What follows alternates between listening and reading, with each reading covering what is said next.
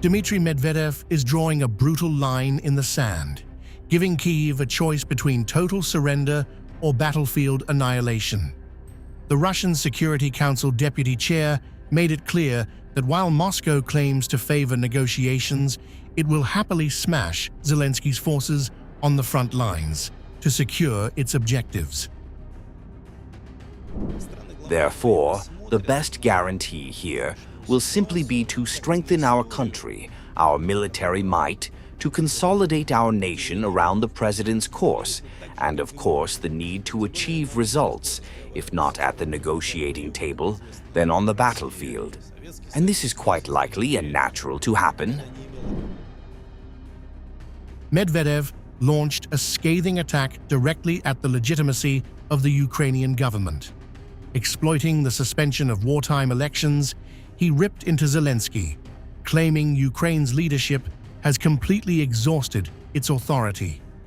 To Moscow, Zelensky isn't a president anymore. He's an illegitimate leader, holding on to a hollowed-out regime. It is quite clear that at present, most of the authorities in Ukraine have been dismissed or have exhausted their powers. This applies to the president, the constitutional court, the government, and the regional administrations. In this sense, there is no government, as the supreme authority has, in effect, been destroyed. The rhetoric is designed to completely devalue any diplomatic paperwork coming out of Kyiv. Medvedev is reminding the West that Russia does not trust signed treaties with an unconstitutional government. For Moscow, real guarantees are written in artillery shells and territorial advances, not diplomatic pleasantries. This fits into a highly aggressive messaging pattern.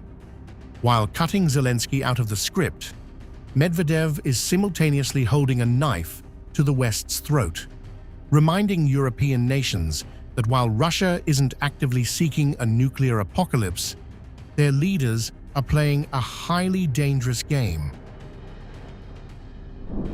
There is no deliberate strategy to provoke the use of nuclear weapons, because although there are all sorts of people in the West and in Europe, you know the terms I use, the majority of European leaders do not, nevertheless, wish to perish in some sort of global nuclear catastrophe. The ultimatum hanging over Kyiv remains absolute.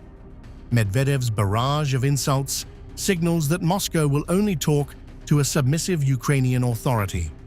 Until the West or Kyiv accepts those terms, Russia intends to let its heavy armor do the talking on the ground.